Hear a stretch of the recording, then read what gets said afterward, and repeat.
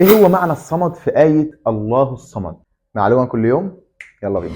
اسم الله الصمد ذكر مرة واحدة بس في القرآن في سورة الإخلاص، وكان العرب زمان لما كانوا يلاقوا حد ليه مكانة وذو شرف كده وسطهم يسموه الصمد، والصمد يعني السيد المقصود في قضاء الحوائج والرغائب. وفي تعريف تاني وهو الكامل في صفاته المحتاج إليه كل مخلوقاته. يعني ربنا سبحانه وتعالى هو الكامل في صفاته، وكل الخلق وكل المخلوقات هم بيحتاجوا لربنا سبحانه وتعالى. يبقى الصمد اي الذي يصمد له جميع الخلائق. اوعى تنساها بقى. الواجب بتاعك بقى بتاع الفيديو ده ان انت تبدا تدعو ربنا سبحانه وتعالى باسم الصمد. مش انت عندك فاينل دلوقتي؟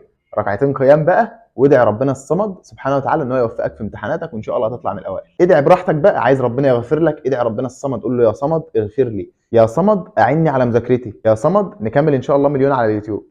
ادعي ربنا براحتك. وربنا سبحانه وتعالى يحب ان احنا ندعوه ونطلب منه. مش ربنا اللي قال لنا ادعوني استجب لكم؟ اوعى تتكسف وادعي ربنا سبحانه وتعالى.